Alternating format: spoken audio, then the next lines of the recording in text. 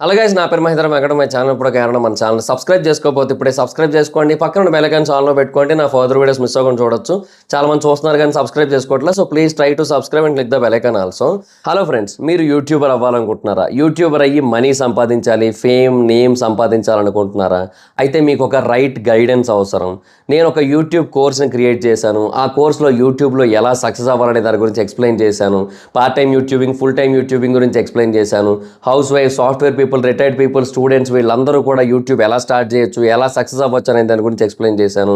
అంతేకాదు 18 వేరు కేటగిరీస్లో ఎలా సక్సెస్ అవ్వాలో కూడా సెపరేట్గా డెడికేటెడ్ వీడియోస్ ఉంటాయి ఇందులో. ఈ కోర్సు మొత్తంగా 56 వీడియోలు ఉంటాయి. సో చాలా అంటే చాలా అద్భుతమైన కోర్స్ ఇది. మీరు యూట్యూబ్లో సక్సెస్ అవ్వడానికి ఈ కోర్స్ మీకు ఎంతగానో హెల్ప్ చేస్తుంది. సో ఇంకెందుకు ఆలస్యం చేస్తున్నారు? మీరు ఎవరైనా యూట్యూబర్ అవ్వాలనుకుంటున్నట్టయితే ఇప్పుడే డిస్క్రిప్షన్లో అండ్ కామెంట్ సెక్షన్లో దీని యొక్క లింక్ అయితే ఉంటుంది. ఆ లింక్ మీద క్లిక్ చేసి ఇప్పుడే ఆ కోర్స్ని పర్చేస్ చేసి మీ యొక్క యూట్యూబ్ జర్నీని స్టార్ట్ చేయండి. All the best for all of the upcoming YouTubers. And ముందే చెప్తున్నాను, స్పాయిలర్ అలర్ట్, స్పాయిలర్స్ ఉంటాయి ఇందులో. ఎవరైనా సినిమా చూడకపోయినట్టయితే ఈ వీడియో చూడకండి, తర్వాత వచ్చి చూడండి. ఎందుకంటే ఆబ్వియస్లీ ఇంకా సినిమా గురించే డిస్కస్ చేయాలి కదా మొత్తం అంతా కూడా. సో స్పాయిలర్స్ ఉంటాయి. సో ముందే గుర్తుపెట్టుకోండి. చూసిన వాళ్ళు చూడండి, చూసిన వాళ్ళకైతే మాత్రం చాలా ఇంపార్టెంట్ వీడియో.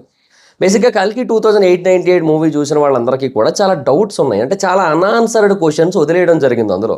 అండ్ చాలా క్వశ్చన్స్ వస్తాయి ఆ సినిమా మొత్తం చూసిన తర్వాత. సో వాటి గురించి ఈ వీడియోలో డిస్కస్ చేద్దాం.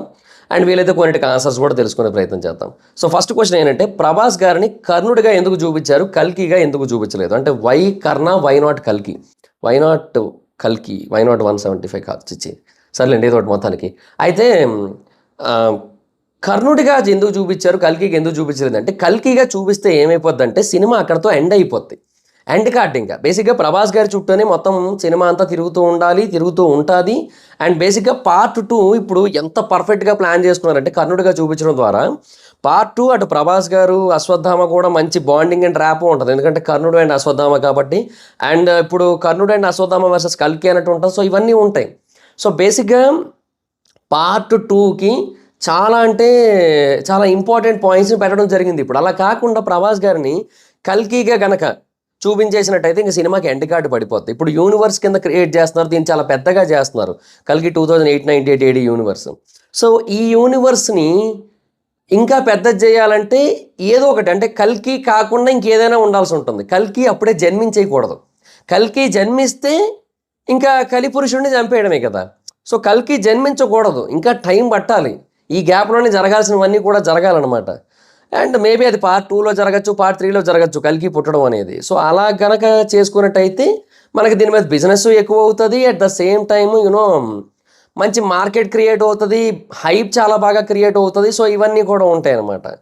బట్ అలా కాకుండా కల్కిగా పెట్టేస్తే ఏముండదు. సో అందుకే అలా చేశారు.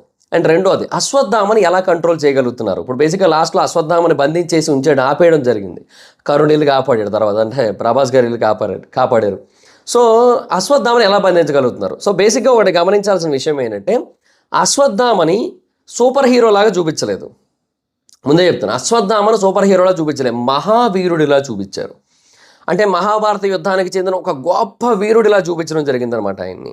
సో 8 అడుగుల ఆజానుబాహుడు, ఎందుకంటే అప్పటి కాలం నాటి పీపుల్ అలా ఉంటారు అన్నట్టుగా 8 అడుగుల ఆజానుబాహుడు అన్నట్టుగా చూపించి, అండ్ అశ్వత్థామ చాలా గొప్పవాడిగా చూపించి, అండ్ తన చేతిలో ఉన్న ఒక కర్రనే ఒక ఆయుధంగా మార్చి తను ఎలా ఫైట్ చేస్తాడో, తనకేమీ కాదు, ఇట్లాంటివన్నీ కూడా చూపించారు. అంతే తప్ప తనకి ఎక్స్ట్రీమ్ సూపర్ పవర్స్ అట్లాంటివేమి ఉన్నట్టుగా అయితే చూపించలేదన్నమాట. ఇప్పుడు కర్ణుడి చేతుల్లోకి కర్ర రాగానే దానికి సూపర్ పవర్స్ వచ్చినట్టు అయింది అది. సో అదొక సూపర్ వెపన్ అయింది. అలాగా అశ్వత్థామకి ఏం పెట్టలేదన్నమాట. సో ఒక మహావీరుడిగా మాత్రమే చూపించారు. అండ్ ఆ మహావీరుడి శక్తి ఆ లేటెస్ట్ టెక్నాలజీతో కూడుకున్న సూపర్ పవర్స్ ముందు సరిపోలేదు. సో అట్లా కంట్రోల్ చేయగలిగారు. కర్ణుడు మళ్ళీ ఎందుకు కలియుగంలోకి వచ్చాడు? ఈ క్వశ్చన్ చాలామందికి వచ్చింది. అదేంది అది? కర్ణుడు ఎందుకు వచ్చాడు? కర్ణుడు అక్కడే చనిపోయాడు కదా మహాభారత యుద్ధంలోనే. కర్ణుడు రాకూడదు కదా, కర్ణుడు చిరంజీవి కూడా కాదు కదా. ఐ మీన్ చిరంజీవి అంటే మళ్ళీ మెగాస్టార్ చిరంజీవి గారు అనుకునేరు కాదు, సప్త చిరంజీవులు ఉంటారు కదా, మరణం లేని వారు, హనుమంతుల వారు, అశ్వత్థామ, ఇట్లా వీళ్ళంతా కూడా అట్లా కూడా కాదు కదా. మరి ఎందుకు వచ్చాడు కర్ణుడు కలియుగంలోకి? ఎందుకు వచ్చాడు? కర్ణుడికి ఏం పని కలియుగంలో అని కొంతమంది క్వశ్చన్ చేస్తున్నారు. సో బేసిక్గా చాలామందికి అర్థం కావాల్సిన విషయం ఏంటంటే, ఇట్స్ ఎ సినిమాటిక్ లిబర్టీ. మళ్ళీ చెప్తున్నా, ఒక సినిమా తీస్తున్నప్పుడు ఏ సీన్ తీసుకుంటే, ఏ క్యారెక్టరైజేషన్ ఇంట్రడ్యూస్ చేసుకుంటే, ఏ క్యారెక్టర్ని ఇంట్రడ్యూస్ చేసుకుంటే ఆ సినిమాకి హై వస్తుంది అనేది డైరెక్టర్కి ఒక క్లారిటీ ఉంటుంది కదా. సో దానికి తగ్గట్టుగా సినిమాటిక్ లిబర్టీ తీసుకొని ఇంట్రడ్యూస్ చేస్తారు. ఫస్ట్ ఆఫ్ ఆల్ ఇది హిస్టరీ సినిమా కాదు, అంటే మైథాలజీ అంటారు, పోనీ అట్లీస్ట్ మైథాలజీ అనే చెప్తాం, ఎందుకంటే అందరికీ అర్థం కావాలి కదా. మనం అంటే ఇండియన్ హిస్టరీ అనుకుంటాం, కానీ చాలామందికి అర్థం కాదు కాబట్టి మైథాలజీ అని చెప్తున్నా. సో ఇది కంప్లీట్ మైథాలజీ సినిమా కాదు, ఇది మహాభారతం సినిమా కాదు. ఇది మహాభారతం అంటే కల్కి అవతారానికి సంబంధించిన సినిమాయే కావాలి అని మీరు అనుకుంటున్నట్టయితే బేసిక్గా అది కల్కి 2898 AD అవ్వకూడదు, కల్కి 4,32,000 AD అవ్వాలి. ఎందుకంటే కలియుగం 4,32,000 సంవత్సరాలు. కలియుగం మొదలై ఇంకా 5,120 సంవత్సరాలు అయింది. ఇంకెక్కడ ఇప్పుడు 2898 AD అంటే మహా అయితే కలియుగం స్టార్ట్ అయిన 8,000 సంవత్సరాల తర్వాత అన్నట్టుగా ఇవన్నీ కూడా తీసుకోవడం జరిగింది. బట్ నిజానికైతే మాత్రం వాస్తవం కాదు కదా. ఇప్పుడు కల్కి అవతారం కలియుగం అంతంలో రావాలి, 4,32,000 సంవత్సరాల తర్వాత, ఇప్పుడు కాదు కదా. పోతులూరు వీరబ్రహ్మేంద్ర స్వామి రారయ్య ఇప్పుడు ఆ 2898 టైంకి వీరభోగ వసంతరాయలుగా, కల్కి ఎక్కడ వచ్చేస్తారు. సో అట్లాంటివి కాదు, ఇదంతా cinematic Liberty. It's a point of cinematic Liberty. కర్ణుడు వస్తాడు ఎందుకు, సినిమాకి హై ఇవ్వడానికి, లాస్ట్లో వచ్చి హై ఇచ్చాడు అట్లా అనమాట. లాస్ట్లో ప్రభాస్ గారికి ఆ లుక్కు, ఆ బాణం, అది ఆ ఓమరావతి గారిని ఎన్ని తిట్టినా తప్పు లేదు. అది లుక్ చూడు ఎంత ఎక్స్ట్రాడినరీగా ప్లాన్ చేశాడు నాగాశ్విని. ప్రభాస్ కర్ణుడు అయితే మళ్ళీ ఎందుకు మర్చిపోయాడు, ఇది ఇంకో క్వశ్చన్. సో బేసిక్గా ఒకటి చెప్తా చూడు, చేతిలో ఆయుధం రాగానే కర్ణుడిగా మారాడు, కర్ణుడిగా మంచి చేశాడు, కర్ణుడిలా కాపాడాడు. ఆ ఆయుధం ఎప్పుడైతే మళ్ళీ చేతిలోంచి కిందకి వెళ్ళిపోయిందో ఆ తర్వాత, అంటే ఆయుధం చేతిలోకి రాగానే ఏదైతే మంచి చేయాలనుకున్నాడో, ఆవిడని కాపాడాలనుకున్నాడు సుమతిని, ఆయుధం చేతిలోకి వెళ్ళిపోగానే ఆ అనుకున్న పని, ముందే అనుకున్న పని కాబట్టి అది ఆ అనుకున్న పని చేసి కిందకి రాగానే మర్చిపోయాడు. సో అది ఒక ట్రాన్స్ అనమాట. సింపుల్గా చెప్పాలంటే ఆయుధం పడితే కర్ణుడు, ఆయుధం వీడితే బౌంటీ హంటర్. ప్రాస వాడదాం ట్రై చేశాను కానీ రాలేదు. ఆయుధం పడితే కర్ణుడు, ఆయుధం వీడితే కర్ణకఠోరుడే, వద్దులే బాగాలేదు. అయితే సరే ఓకే, అందుకు అలా మర్చిపోవడం జరిగింది. ఇప్పుడు కమల్ హాసన్ గారు కాలియా కల్కియా, అంటే కలిపురుషుడా కల్కియా. ఇప్పుడు బేసిక్గా ఆయనకి ఆ సీరం ఎక్కించగానే ఆయనకి చాలా శక్తి వచ్చింది ఆయనకి. అండ్ లాస్ట్లో ఆ స్టిల్ ఒకటి చూశారు కదా, ఇట్లా చేతులతో ఇట్లా భంగిమలాగా వచ్చింది వెనకాల మొత్తం అంతా కూడా చేతులు అట్లా. అది బేసిక్గా కల్కి అవతారం ఎలా ఉంటుంది అని చెప్పి మనకి ఇమేజెస్ ఉన్నాయో ఆ కైండ్ ఆఫ్ ఇమేజ్ అది. అండ్ సెకండ్ థింగ్, ఆయన వెళ్తూ వెళ్తూ వెళ్తూ పైన వస్తున్నాయి జగన్నాథ రథచక్రాలు వస్తున్నాయి అన్నాడు కదా. జగన్నాథ రథచక్రాలు ఎప్పుడు వస్తాయి, కల్కి వచ్చినప్పుడు వస్తాయి. అంటే ఆయన కల్కియా కాలియా, లేదంటే కల్కి శక్తిని కలిగి ఉన్న కలిపురుషుడా, కాలి కాదు కల్కి శక్తిని కలిగి ఉన్న కలిపురుషుడా తెలియదు సార్. బ్రహ్మానందం గారిది ఏదో రియాక్షన్ ఉంటుంది, అలాగనమాట పరిస్థితి తెలియదు మనకు కూడా. అది ఇంకోటి ప్రాజెక్ట్కే అంటే ఏంటి అసలు. ఫస్ట్ ఆఫ్ ఆల్ అంటే కమల్ హాసన్ గారు కల్కి శక్తి కావాలనుకుంటున్నాడా, లేదంటే కల్కిని అంతం చేయాలనుకుంటున్నాడా? అంటే ఇప్పుడు బేసిక్గా కమల్ హాసన్ గారు ఇప్పుడు బాగానే ఉన్నారా, అంటే ఏవో పైపులు అయ్యి పెట్టుకొని ఉన్నాడు ఆయన, ఏవో టెక్నాలజీ ఉంది ఆయన దగ్గర. అది ఎట్లాంటి టెక్నాలజీ ఉందంటే ఆర్టిఫిషియల్ ఆర్మ్స్, అంటే ఓన్లీ ఆర్మ్సే ఉంటాయి, వెళ్ళి గొంతు పిసకమంటే పిసికేస్తాయి, చంపేయమంటే చంపేస్తాయి, అట్లాంటి ఆర్మ్స్ ఉన్నాయి. ఇంకా చాలా టెక్నాలజీస్ కూడా ఉన్నాయి ఆయన దగ్గర అందుబాటులో, బొచ్చు టెక్నాలజీస్ ముందు పెట్టుకొని తిరుగుతున్నాడు ఆయన. సో అలా ఉన్నాడు ప్రస్తుతానికి, బాగానే ఉన్నాడు. కాకపోతే ఆయనకి ఏంటంటే, నాకు తెలిసి నాకు ఎస్ అయితే మాత్రం కల్కి శక్తి మొత్తాన్ని కూడా తన దగ్గర తీసుకుంటే కల్కిని చంపేసి తన శక్తిని తీసుకోవాలి. కల్కిని చంపేస్తే 2 పాయింట్లు ఉన్నాయి ఇక్కడ. కల్కిని చంపేస్తే తన శక్తి తినక రాదు. పోనీ కల్కి శక్తి మాత్రమే తీసుకుందాం అంటే అది ఎలాగవుతుంది, అవ్వదు కదా. సో అందుకని కల్కి శక్తి తనకున్నా కూడా మళ్ళీ కల్కి రాకూడదు కాబట్టి, సో కల్కి గర్భంలో ఉన్నప్పుడే చంపేసి ఆ సీరం మొత్తాన్ని కూడా ఎక్స్ట్రాక్ట్ చేసి ఆ సీరంని తను ఇంజెక్ట్ చేసుకుంటే అప్పుడు అటు కల్కి ఉండడు, ఇటు కల్కి యొక్క శక్తి తినలో ఉంటుంది. సో ప్రపంచం మొత్తాన్ని కూడా సింగిల్ హ్యాండ్తో రూల్ చేయొచ్చు. ఒకవేళ కల్కి శక్తి తనకు రాకుండా కల్కి కనుక జన్మించాడు అనుకోండి, కల్కితో తిను పోరాడలేడు. ఎందుకంటే ఆల్రెడీ బేసిక్గా సీరం ఎక్కించడానికి ముందు చూడండి, కొంచెం గాలేస్తే ఎగిరిపోయేలా ఉన్నాడు, ఆ పైపులు కనుక లేకపోయినట్టయితే. అంతేనా కదా, అయితే గాలిలో తిరుగుతూ ఉన్నాడు, అది వేరే విషయం, కానీ చాలా బలహీనంగా ఉన్నాడు కదా ఆయన. సో ఆబ్వియస్లీ ఆ కల్కి శక్తి తనకు రావాలి, కల్కి చనిపోవాలి, అప్పుడు తను ప్రపంచం మొత్తాన్ని రూల్ చేయాలి. అది ప్రాజెక్ట్కి. సో ఇది నేను అనుకుంటున్నాను ఇది. ఇప్పుడు భైరవ, బుజ్జి, సుమతి ఎక్కడికి వెళ్ళారు తెలీదు.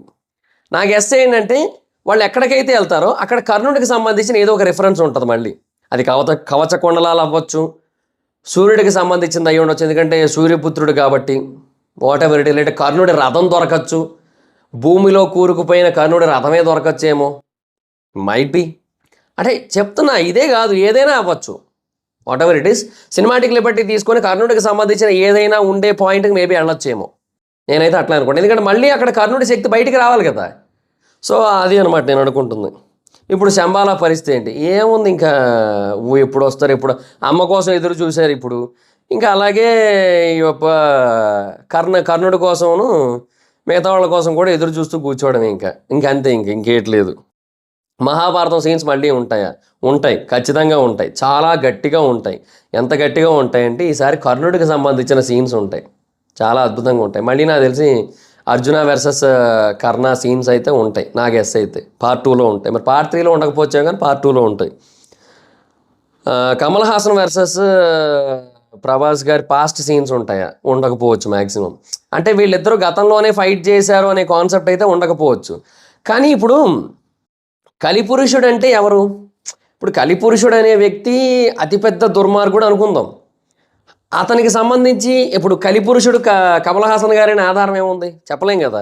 సో ఒకవేళ అతనే కలిపురుషుడు అయినట్టయితే ముందు ఏదైనా ఫైట్స్ ఉంటాయా గత జన్మలో ఏదైనా? ఇప్పుడు కర్ణుడు మహాభారతం తర్వాత ఇన్ని సంవత్సరాల తర్వాత మళ్ళీ జన్మించాడు. సో ఈ గ్యాప్లో మళ్ళీ మేబీ ప్రభాస్ గారు ఆల్రెడీ ఇంతకుముందు జన్మించి అప్పుడు కూడా ఏదైనా ఫైట్స్ జరిగాయేమో తెలియదు మనకి. అవి ఏమైనా చూపిస్తారో లేదో మనకి యాజ్ ఆఫ్ నో క్లారిటీ అయితే లేదు. కానీ బట్ ఉంటే మాత్రం ఇంకా అరాచకమే. అశ్వత్థామ కాపాడినట్ట లేదా? లేదు. అశ్వత్థామకి ఇచ్చిన పని ఇంకా పూర్తి అవ్వలేదు. సో శాపం ఇంకా తొలగిపోలేదు అనమాట, శాపం పూర్తి అవ్వలేదు. సో ఒకవేళ ఇప్పుడు కనుక కల్కిని కాపాడలేకపోయినట్టయితే మళ్ళీ 6000 సంవత్సరాల దాకా ఎదురు చూడాలంట. ఆ కైండ్ ఆఫ్ నక్షత్రం ఏదో పవర్ అప్పుడే వస్తుందని చెప్పి ఆల్రెడీ చెప్పారు కదా మనకి. సో మరి ఇంకా 6000 సంవత్సరాల దాకా మళ్ళీ అశ్వత్థామ ఎదురు చూడాలి. ప్రభాస్ గారు సుప్రీం యాస్కిన్కి హెల్ప్ చేస్తారా?